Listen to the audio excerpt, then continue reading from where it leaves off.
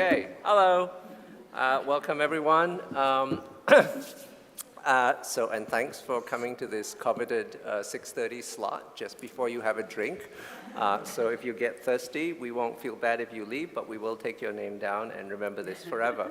And you don't want to cross us. So my name is Gina Chua for another 7 glorious days. I'm executive editor at Reuters, and then after that I will be executive editor at Semafor, and none of that matters, so let's not talk about it. This panel is really talking about coverage. So there's a lot of talk about how we should have more diverse newsrooms, we should be more inclusive, and all of that makes sense. We should absolutely do that. But that inclusion and diversity in newsrooms is, while it's important for its own right, is also there to serve a purpose. And the purpose it's supposed to serve is to make our coverage better.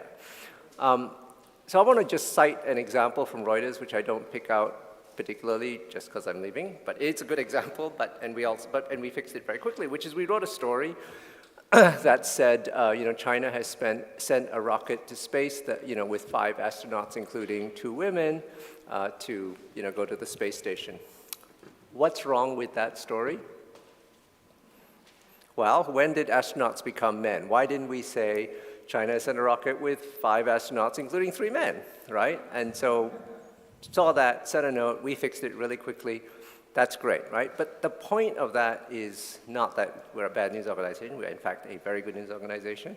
But that coverage, fixing coverage, understanding coverage is the job for everybody. It doesn't take a woman to call that out. It doesn't take a Chinese woman to call that out.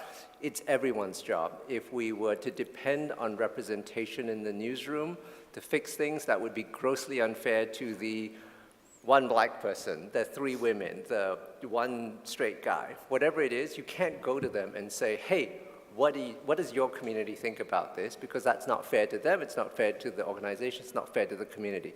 So what we want to talk here about today is how we can make coverage better with or without representation. How do we make news organizations more sensitive to such issues and just improve the coverage and serve our audiences and communities better? So what's really good about this panel is that I'm not the one with the expertise, that we have Marina Walker, who's with the Pulitzer Center for Crisis Reporting. Is that the full name, or we just call it Pulitzer Center these days? We call it Pulitzer Center. Oh, fine, okay. Marina Walker, Pulitzer Center, Wendi Thomas, founder and editor of MLK50, and on the line, we hope, if she ever comes back, is that a yes? No? Maybe? Not okay. Yet. Well, yet. If we can, we will have Lydia Namubiru, and it's really good that she's not around to hear me mangle her name, with openDemocracy on the line. And whenever she comes in, we'll bring her up to speed. So we want to just sort of have this as a nice open conversation among the 3 of us and all of you. Officially, you're not supposed to ask questions, but we don't care. It's 6:30. So when we get to that point, like raise your hand, yell, try not to give any germs to anybody else. So why don't we start with you, Marina, and talk a little bit about, what animates you about this topic? Great. Well, hello, everyone. So nice to be here with you in person. What brings me to this talk, I guess, is a little bit of my career path. For 15 years, my job was to convince lone wolf investigative reporters to instead collaborate, to put collaboration at the center of their practice, not necessarily because we love to do that. It's complicated. It's nerve-wracking, but because for the sake of the story, because we, investigative reporters, were missing the best stories of our time by competing, by working in silos, and by hoarding information in an individualistic way. So the ICIJ came around. I was fortunate to work there for many years, the International Consortium of Investigative Journalists. But the word that I want to lead with is humility and intentionality. Sometimes even the most noble of organizations and missions and ideas, if we are not humble and intentional about how we put them together, they can go in an unintended direction. At the beginning, ICIJ was a network that was mostly male and was very Western. So it was there to fulfill a mission, but at some point we stopped and said, this is not really representing the world that we intend to cover and the important stories that we intend to cover.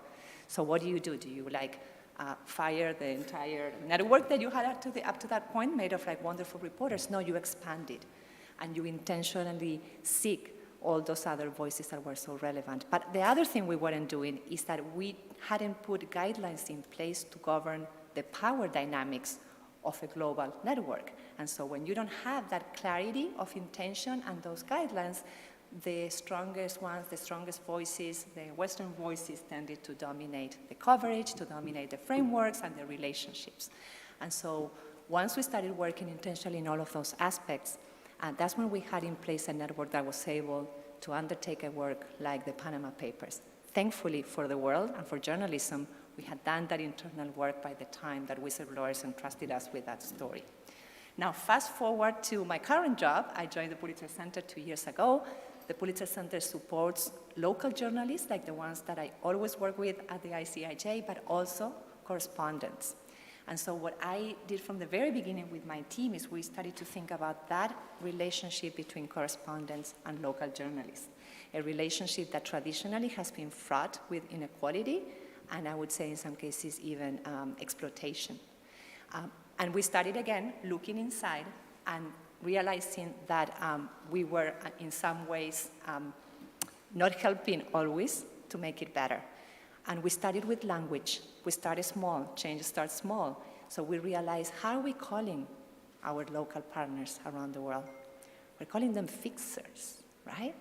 It was on our website, it was on our application forms, it's in the program. There's a whole panel on Mexican journalists called The Role of Fixers.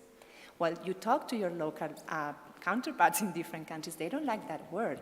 They're like, one of them asked, like, am I fixing your bicycle, your car? What am I fixing of yours? So we went on a quest, on a task of erasing that word, replacing that word with the word local reporting partner.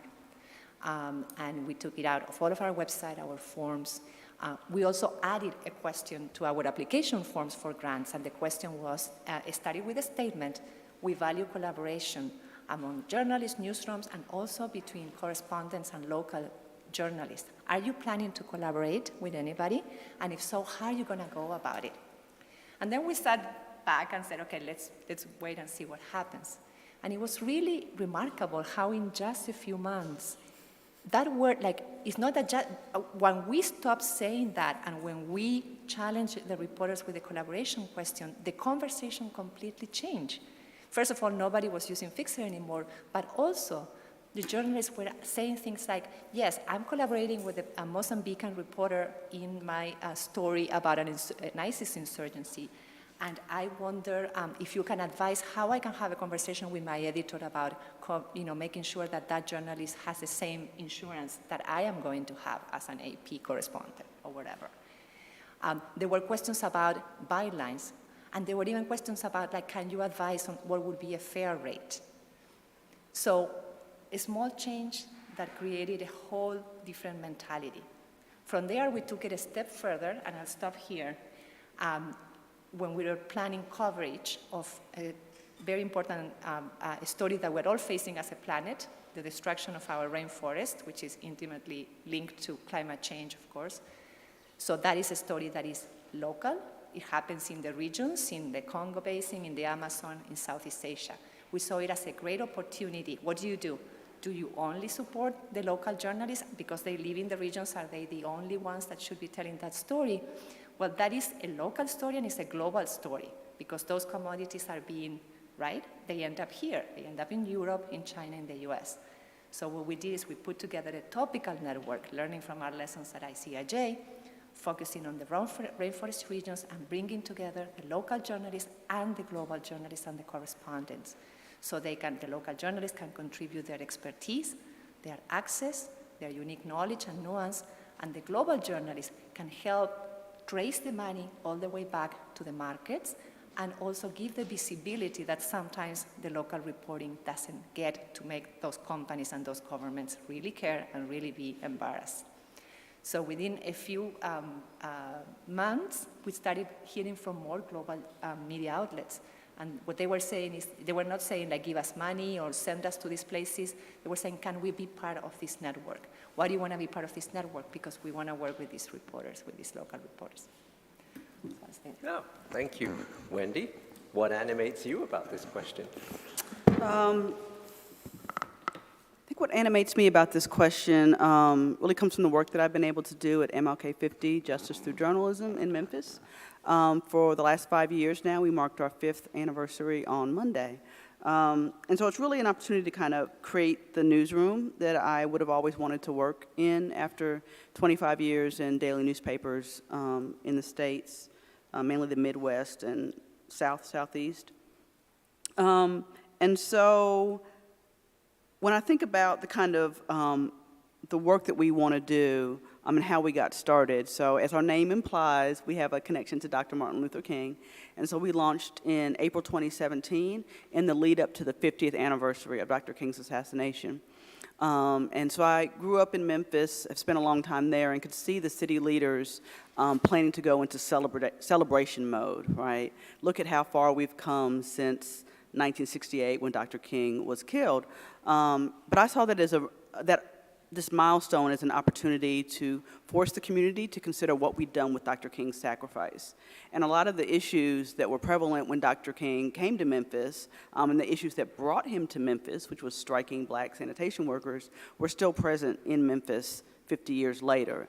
In fact, there were sanitation workers who were working for the city in 1968 who were still working for the city in 2018 because they couldn't afford to retire, right? And so those kind of systemic poverty issues were very prevalent, and so I assembled a team of, at first, freelance journalists, and now we have full-time journalists, to really ask these questions and challenge power in a moment when I knew that mainstream media was just going to go along with, hey, the celebration, we're dedicating a park, you know, we're having a parade, we're having a $75 a plate dinner, knowing that most people in Memphis, which is 2/3 black and has a very high poverty rate, couldn't afford to participate in those celebrations. And so doing work that's kind of deliberately disrupting the status quo, I think gives me joy.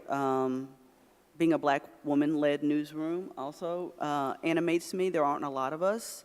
We're a nonprofit newsroom. But yeah, I'm excited about the future that we're building. So let me just follow up for a second on that, right? So, you know, we're not calling out people who have done bad work, and we're not criticizing anybody per se, although you're welcome to if you want to.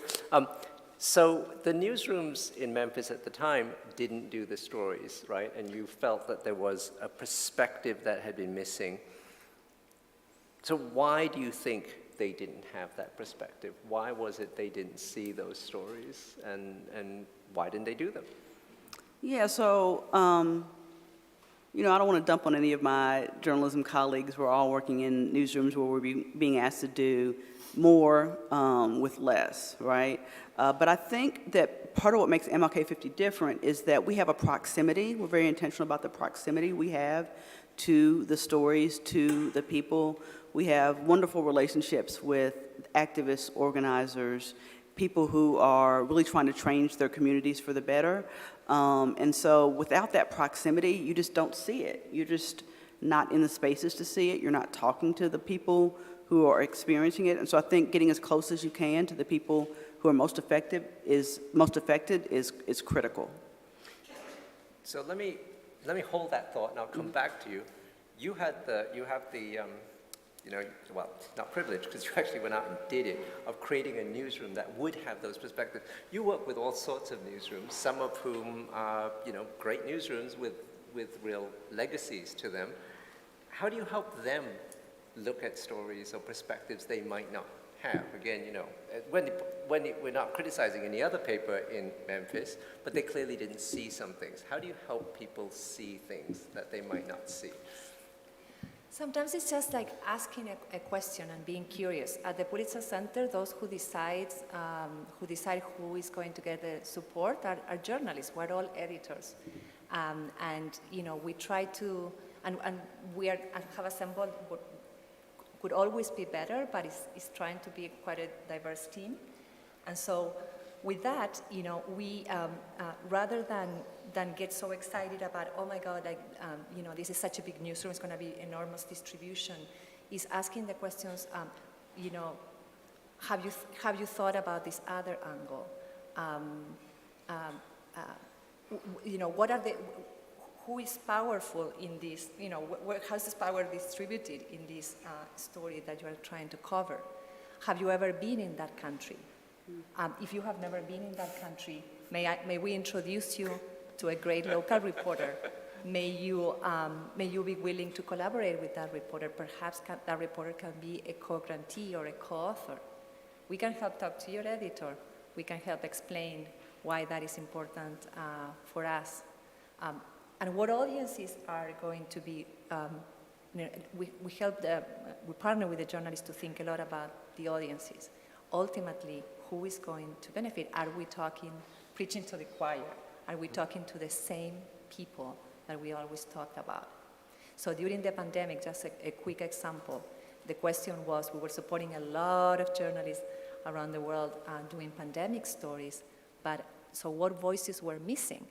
And how were those journalists, how could we help journalists? So when they came to us and they said, we want to cover the story of the homeless in several cities around the US. Well, how are you going to do that? You are stuck at home. The homeless are either on the streets or some of them are in shelters that they were required in some cases to go to shelters. How are you going to do this story? So they went back, so they hadn't figured it out. They were, well, we'll just see, we'll talk to the experts, we'll call the shelter. Oh, no, where's the perspective of the homeless person? So these journalists, they regrouped and they came back and they came up with an idea that was creative. With our support, they bought some burner phones, and they actually shipped those phones to shelters. They identified people who lived in those shelters, clients, and they kept in touch with them throughout weeks and in some cases months through those phones to be able to follow their stories and the evolution of life as a homeless during the pandemic, as a homeless person. So small things like that, just asking questions and pushing. You can do this as an editor, you can do this as a funder. We all are in a position where we can push one another to think differently and to challenge the way that we've always done things, and that often it has not been maybe the better way. So I hear two things from you. One is just that first question about what is the story, and and then the other one is how do you do it, right? And I think in this case they were both both interesting innovations. How do you think through what are stories that should be done, and I guess more pertinently, what advice do you give for organizations that perhaps need to be thinking a little more deeply about what the stories are that they just don't see because they don't see? Right. So for advice, I'll take the first part, and the second part first. For advice, I think of something that a professor that I had during my Neiman Fellowship at Harvard said. It was Professor Matt Desmond. He wrote this book on housing instability called Evicted. If you ever get a chance to read it, it reads like a novel. It does not read like an academic book. And he said, what if poverty isn't an accident, but it's a robbery? So what if poverty isn't an accident, but a robbery? And so I thought about that. And I think poverty is a robbery. And if it's a robbery, that means there's thieves. And the thieves' names could be known. So what if you covered poverty the way we cover crime, where you were actively looking for who the thieves were, who were the people that were exploiting labor, it's often exploiting labor, and named those people, right? That's a completely different lens on how to frame a story. The reason poverty persists is because people profit from it. And so who are the people that are profiting and exploiting labor, which is very consistent with our namesake's vision of economic justice. So yeah, now remind me of the first part of that. How do you help people find these ideas and stories? Yeah, so I think, asking who stands to profit from something, who stands to suffer, who stands to be harmed, and framing the story from that perspective. One example I'll give is the daily paper in town or the business paper in town might write breathlessly about a new company coming to town, and they're going to have 500 jobs that they're bringing to town, right? And so that's just presented as an unqualified good. The question that my team might ask, again, thinking about who stands to profit, who stands to suffer, is what are the quality of these jobs? Are these jobs going to actually pay enough for people to live on? Are there a lot of government subsidies, which happens a lot in Tennessee and in the States, to prop up these companies, to incentivize them to create these jobs, even though the jobs likely aren't going to pay enough for people to live on? And so we will write those stories. It's a completely different lens, but I always like to say, if you don't ask the right questions, you celebrate the wrong things. So it really starts with asking, like you were saying, Marina, asking the right questions. I have a quick thing to add to that. So one of the most dangerous questions I have encountered as an investigative reporter has been editors obsessed with the question of is this illegal? And that was a tough one when we were covering tax havens for ICIJ, because we as an industry, and especially as investigative reporters, have bought on the narrative that was set very carefully designed and crafted by the big four accounting firms, which was tax havens are perfectly legal. And that is that was a PR effort that the media completely embraced. You can see that phrase, you search it, and you are going to come up with millions of stories that said, however, offshore investments are perfectly legal.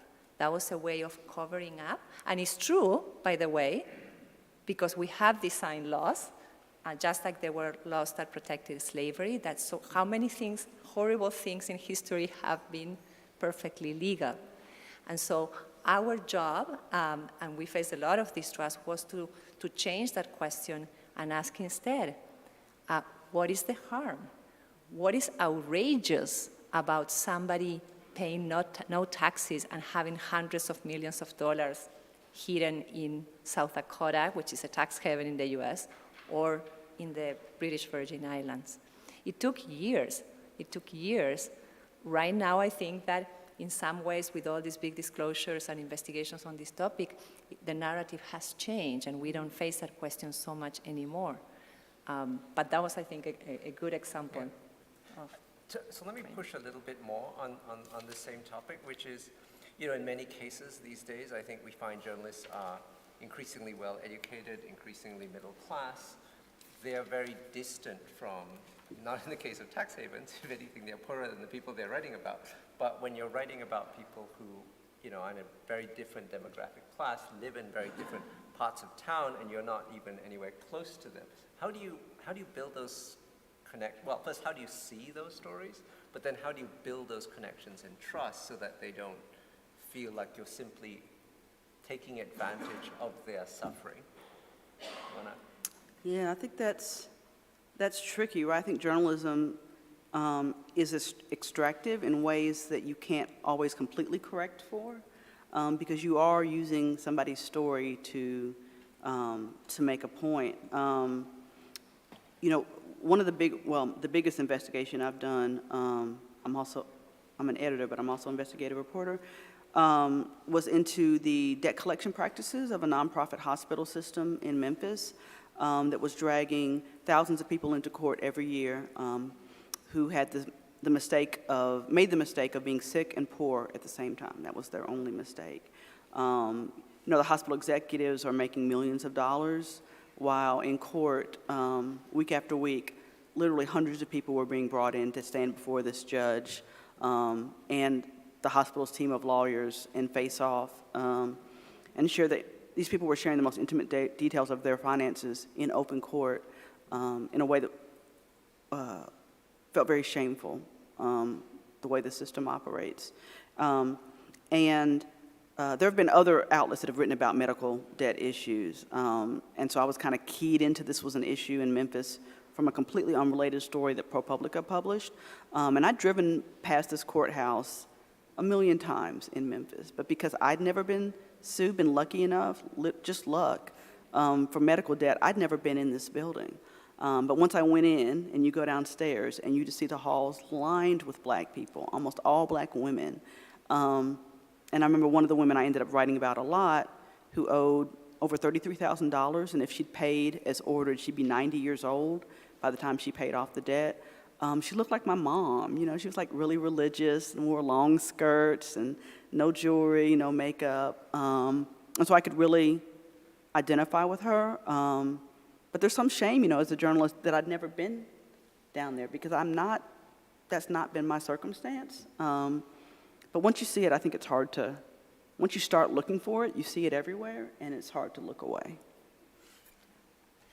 I think one way to close that or diminish a little bit that the extractive nature of our profession is to pay attention to what do we bring back to the communities that we report on, and how do we make sure that they get to see, to listen, the work that has been done with their cooperation. And a good example of that is a great team at WBEZ, NPR radio in Chicago. They did a great series, investigative series about water debt that affects mostly Black and Latino communities in Chicago, where like there's a whole system that is basically stacked against them. This is not people that just don't want to pay their water bills, needless to say. So the reporters not only integrated, you know, work closely with the community from the beginning, and you know, the community, they needed the water bills, they needed to see documentation that was in the hands of these individuals. But they also committed to bringing back that, they said, we don't listen to NPR, like that's, you know, like that's not who we are, I'm sorry, because you haven't been around here so much. Frankly, we might not identify with the voices that we hear in that radio.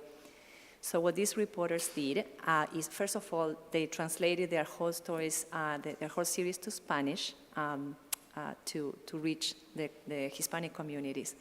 But they also came up with an amazing distribution plan, which was they created postcards in both languages, English and Spanish.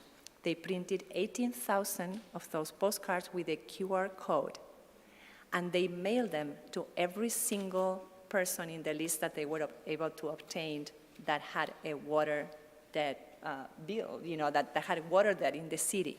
So 18,000 households received this card that when they like flashed their phone over it, it led them directly to the story on the website. And there was also a very nice message on an explanation on the card. So again, something simple, but thoughtful, trying to close that extractive loop and saying, you matter, you help us, here's the stories, and let's continue this conversation however way we can. In fact, one of the things, I mean, I was a foreign correspondent for many years. You know, one of the things that always thought of when, you know, especially with a lot of parachute journalists coming into town, and that's as true in local communities as it is that, you know, a lot of foreign correspondents don't ever have to see what happens when their story is published. And they know, in fact, that many times the subject of their story will not read their story. And so I've always thought, as a thought experiment, what you really need to do is be able to sit in front of the people that you've described and wait while they read the story. I mean, you can't actually do that, but as a thought experiment, it really kind of changes the way you think about things. I'd like to talk a little bit about language and framing of stories.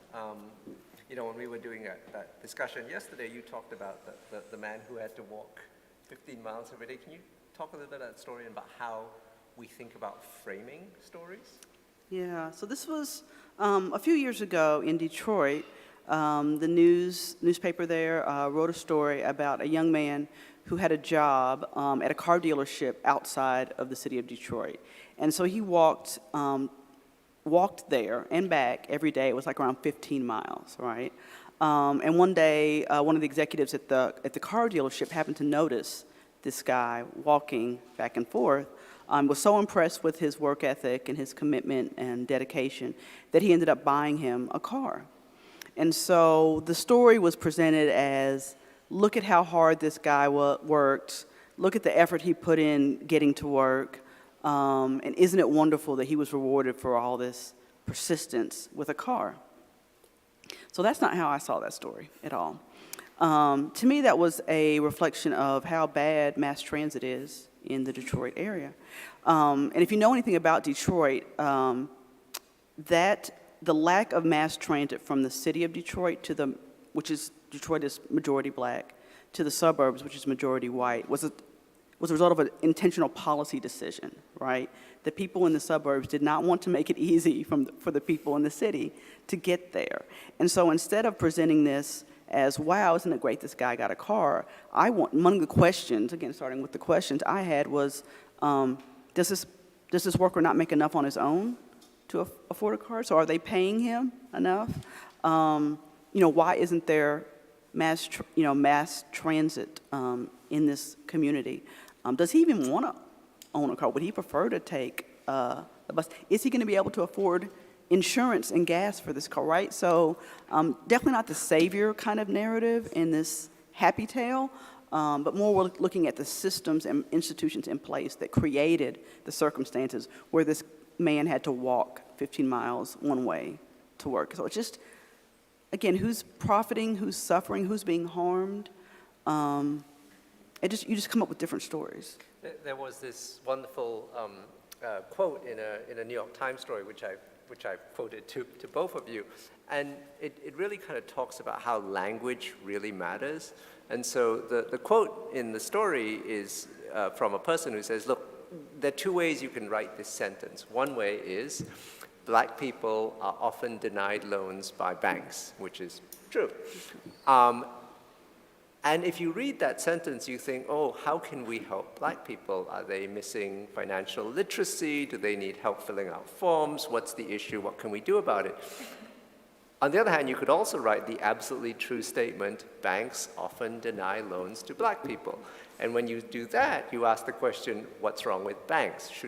Should there be better regulation? Is there something that they're not doing right? And so I think the idea of how you use language and how you frame stories is also critical, even when we've all agreed on what the story is and what the facts are. I mean, have you got any thoughts, examples, anything like how we can think more intentionally about these things? I think one area that you and I and others have been discussing a lot is technology coverage. Technologies that, celebration of tech or bashing of tech, the intrigue in Silicon Valley, the latest thing that falls, that crashes, or the latest shining object. And are we really reporting about the impacts of that technology on real people, technology that is being tested, unfinished on real communities and real individuals? So the questions we are asking ourselves as we are trying to think and develop and support more journalists that can report on technologies is precisely how are these Western tech companies creating new forms of colonialism in the global South? Because it's not all happening in Silicon Valley. These technologies are labeled in the Philippines, are tested in South Africa, are deployed in multiple other countries around the world. And we're not reading those stories. I don't know if you are. I'm not reading that. We're studying, yes, we have started to read about some of the things that Facebook does. And speaking of that, that was another lost opportunity, Facebook Files, if you remember. That it was a story that it was a global leak of, that could have put real global framing, global perspective on the impact of this technology worldwide. But a few journalists received it, Western journalists, big corporate media, and they didn't share it with journalists from the global South. And I remember the whistleblower saying, I'm conflating a lot of things here, but it's all more or less related. I remember the whistleblower saying, gee, this is such a global story, that has such repercussions in countries around the world, especially in the Global South. But still, nobody in the Global South was getting those files or invited to be to bring that perspective or be part of the investigation. So talk about framing and talk about deciding who is at the table when these decisions are made, who is invited, who is trusted, and how do we end up, how the story ends up getting out with what perspective. So how do we sensitize people more, right? I mean, sometimes it's a big sensitivity. Sometimes it is if you're working at whatever news organization have this, that you should think about the other perspectives, and that's sort of an inclusion one. And then the other one is just on a day-to-day basis, how do you make work a little bit better? And I'll pick another example from Reuters. I'll just pick on us for a while, which is, I saw a headline that we had put out that said, voters in Switzerland, go to the polls to of a referendum on same-sex marriage after a heated campaign involving LGBT activists and traditionalists. So I sent the note, and I said, well, let's imagine this was, 1962? When was Loving? Right. 62. Let's imagine this was in the US in 1962, and, and the headline was the Supreme Court has just legalized interracial marriage after a heated campaign between civil rights activists and traditionalists.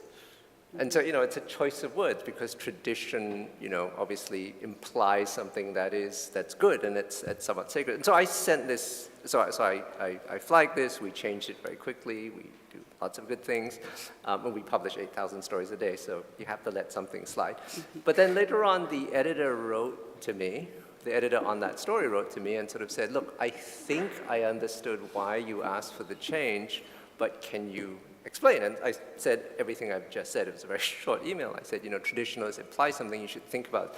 And to his credit, he said, yes, I thought so. I got it. I understand. What do we do to try and, just at let's leave aside the question of can you get, some big organization share data with you, but let's just start with the day-to-day. How do we get people more sensitive when they're dealing with this is a pretty bog standard story that just comes through. What do you do to train your people, or what do you do to try and help train people at the organizations you've been at and you've been at?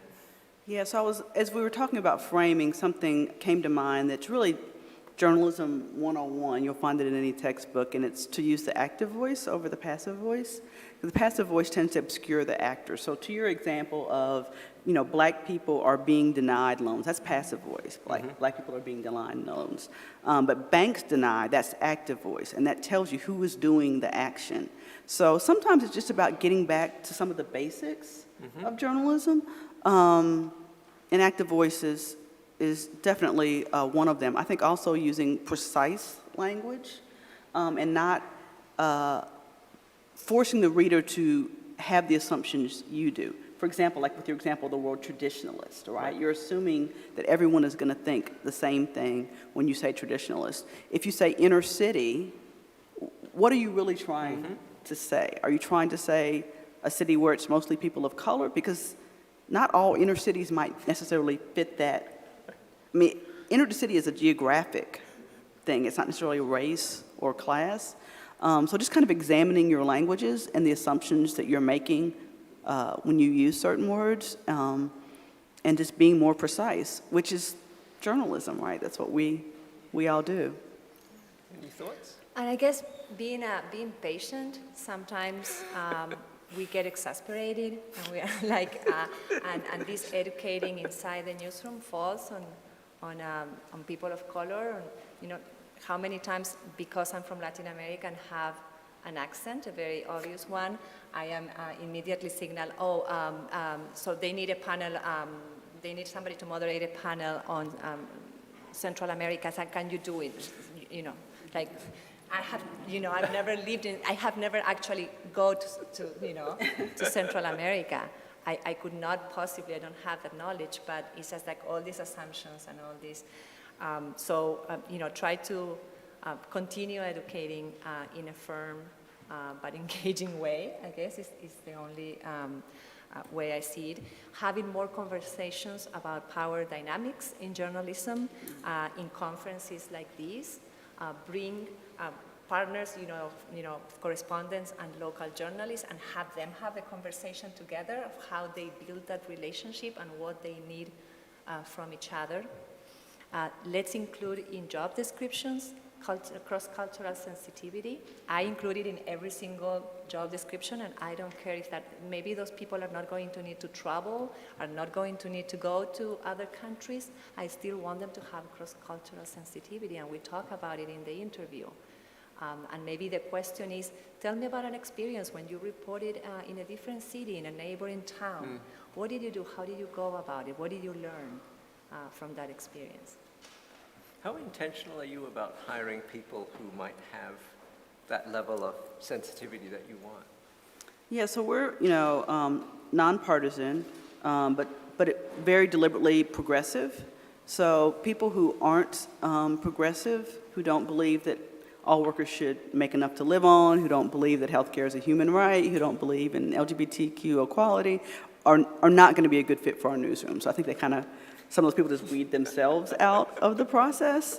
But yeah, we're very intentional about that, and we too have in our job descriptions, cultural competency and a willingness to learn. So none of us have arrived. I think this is a journey, and to the point about being patient, I am not a patient person at all. I think I want everything to have been fixed in our society yesterday.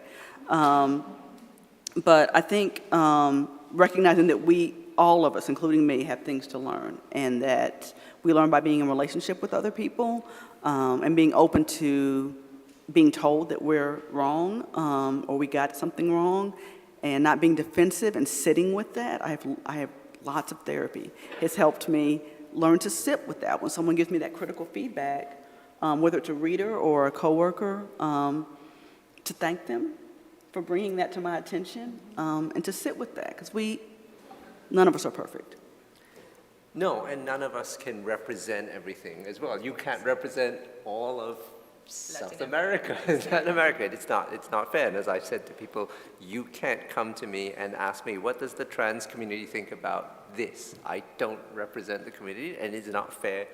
It's not fair to me, it's not fair to the community, it's not fair to the news organization. I want to open it up for questions.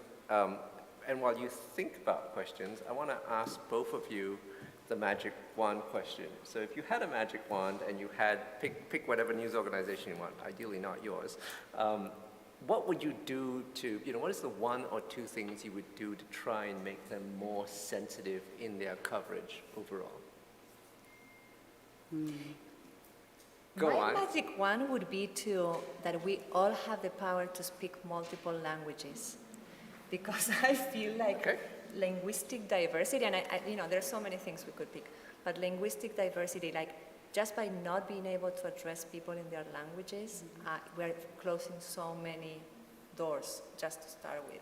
So the first one would be automatic translation, AI translation, and everybody can speak the language that they need.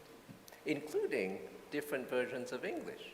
Exactly. Because we all speak different dialects to each other, and we don't always recognize that we're speaking different dialects. I have to talk tech to tech, I have to talk business to business, I talk editorial to editorial, and understanding those languages actually builds trust, right? What's your magic wand? Oh gosh, I don't know, it's too close to 1 o'clock for me to come up with the magic wand. Let me think about it. Okay, all right. Do we have questions from the floor? Yes. I just want to ask a question to you all.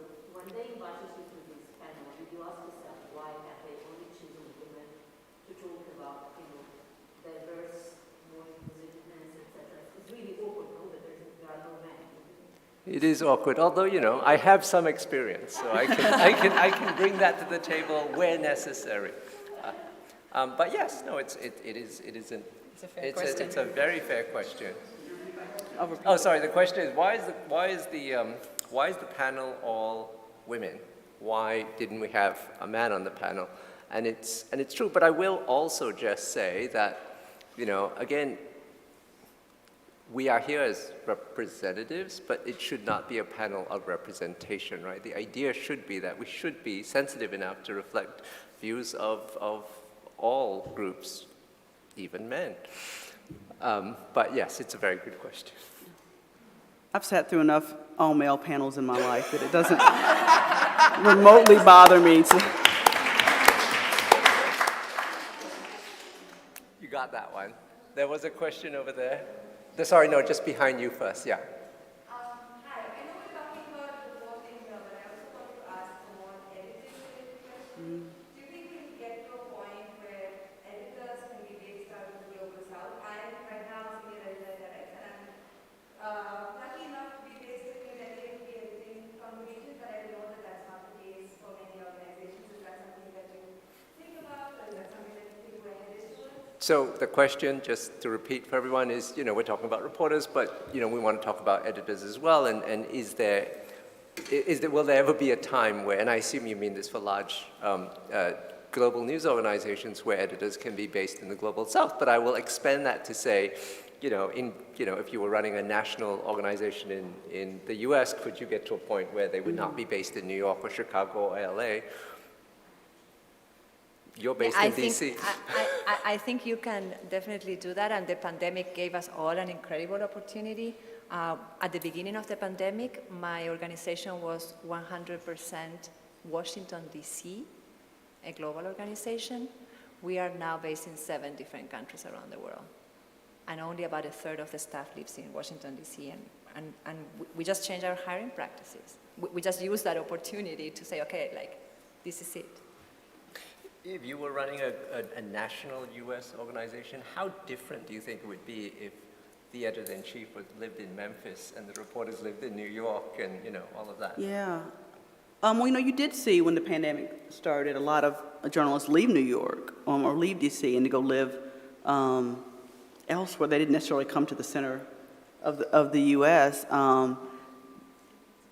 Yeah, I don't even know if I had ever dreamed that big, to not have a very coastal focus in the U.S. They call that flyover country for a reason. Everything's either L.A. or it's New York, D.C.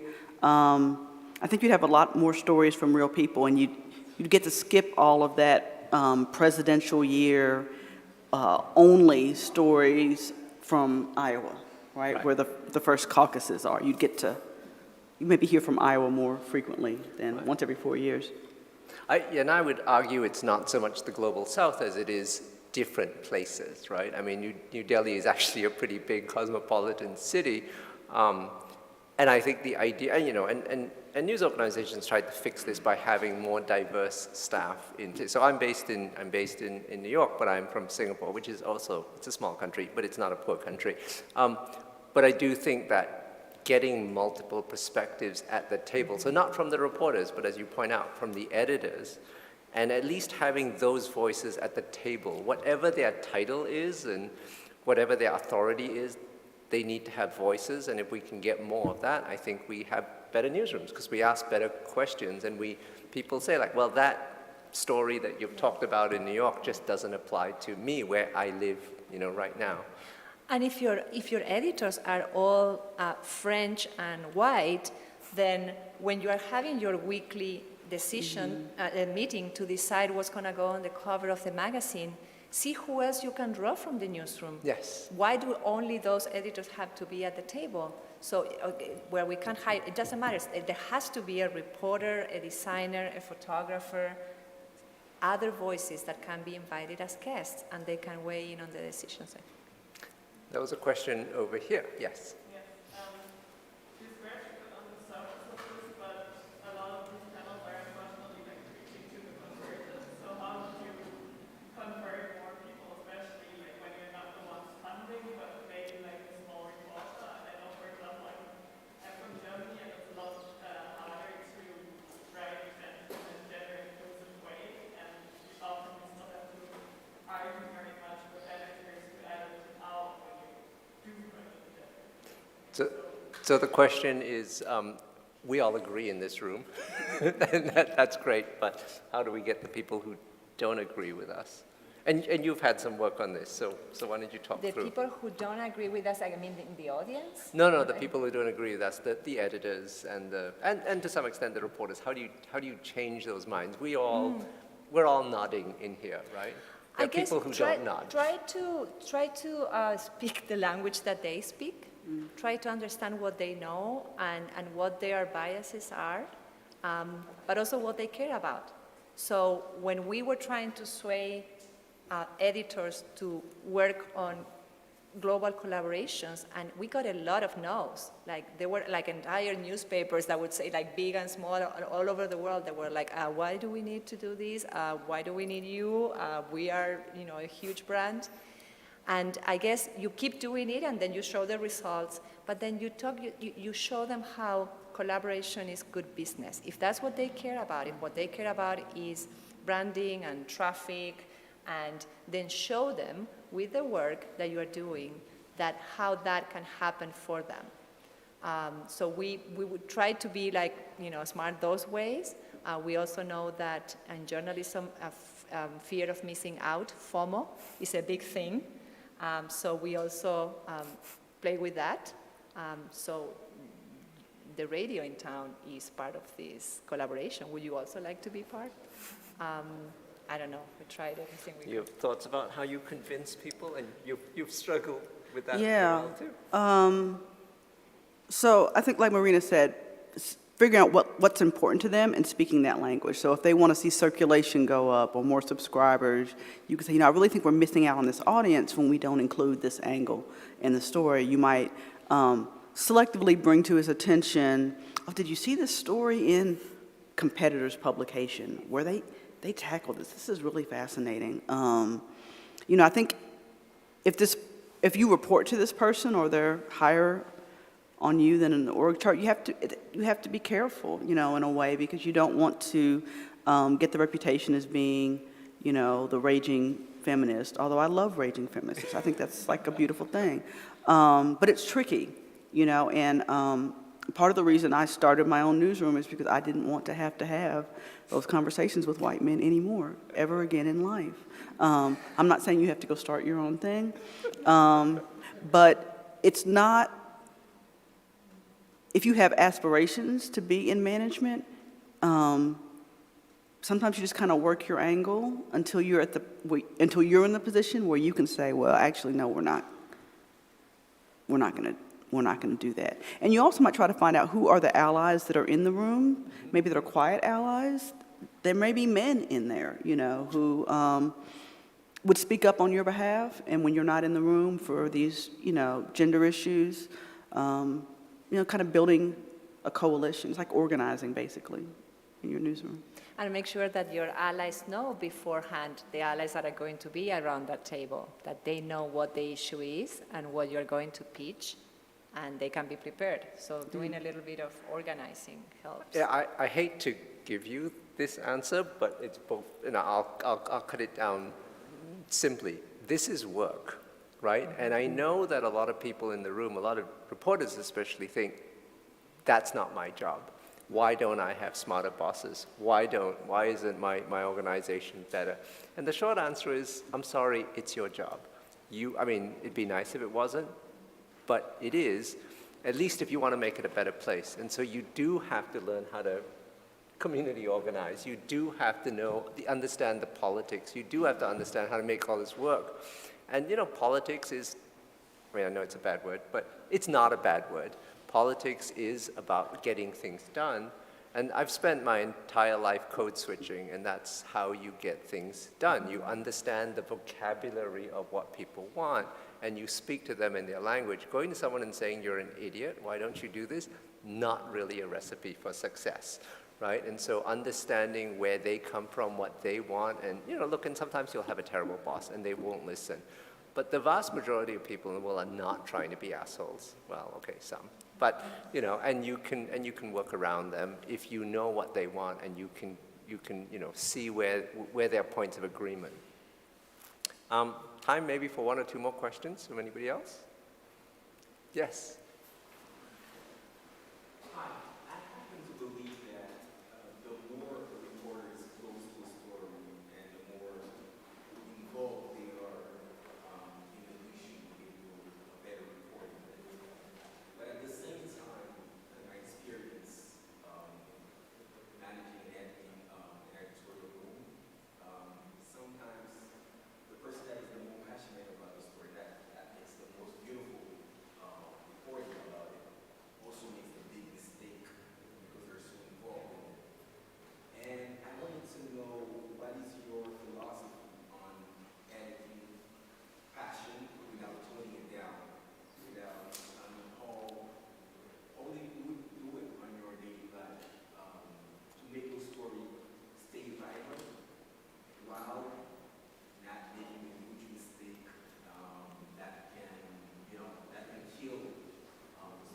So the question is really about how do you balance passion, which can really drive and animate great coverage, with, I guess, a sense of, well, accuracy, soberness, making sure that the passion doesn't overwhelm the story and make it more than it is. I am going to steal this from Surya Matu, who is a reporter at the Markup. It's a nonprofit focused on AI accountability. And he was telling me today that he says, my stories are never the spicy ones that get everybody on Twitter on fire, but are the most resilient ones. So when I publish, people tend to be like, oh, well, we kind of knew that about Google or Facebook. But they are the ones that persist in time, that are resilient, and that end up informing policy. He said it in a very humble way, but it's true. So he always says, I try to, he said, I'm of Indian background, he said, and for me it's really hard to say this, but for me, I always spice down, and it's medium spice. And that's how he deals with his passion for the issue. He's kind of like biased, toward like big tech, but he's even bigger bias for accuracy and responsible reporting. How do you manage reporters who are too enthusiastic, maybe? Yeah, I think it's the fairness and the accuracy and challenging everything. That old journalism saw, if your mother says she loves you, check it out. Like, what's your proof? And so I think if you're really passionate about a topic, you may be more likely, and this happened with one of our reporters recently, more likely to accept what an advocate says as fact without asking how do they know what they know. And I'm sure my reporter was sick of me by the time I was done editing the story, but I hope it allowed him to sleep well at night, knowing that we'd vetted everything in this story. And the story still was about homelessness. It still had a pro-housing stance, housing first stance. So I don't think we erased the passion or our commitment to covering the issue, but it makes our content more reliable if careful readers aren't noticing things that they're like, well, how do they know that? How would they know that? How did they back that up? And we offer no support. So, again, I think it's journalism basics and just being really mindful of that.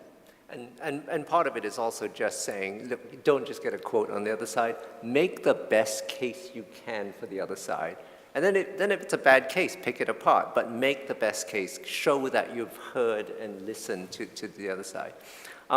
So we are pretty much at time. I will just first apologize for Lydia, whose computer battery died just before this went on. So real shame that we could not hear from her. Thank you all for coming. I will reiterate a couple of really good lessons. One, learn a lot of languages, which is great. Humility and intentionality, but really basics. A lot of all we're talking about here is basics, and what we've done, I think, is oftentimes just let other things get in the way of basics. Sometimes a nice turn of phrase, a good story that we can't put down, and sometimes you just have to go back and interrogate yourself, and if you do, and ask yourself all those questions, that's where the real story is, and that's where we do so much better for all the communities that we say we want to serve. So I know you all agree. But thank you. Go spread the word, play the politics, get it done, make every place you work better. Thank you, and go get a drink.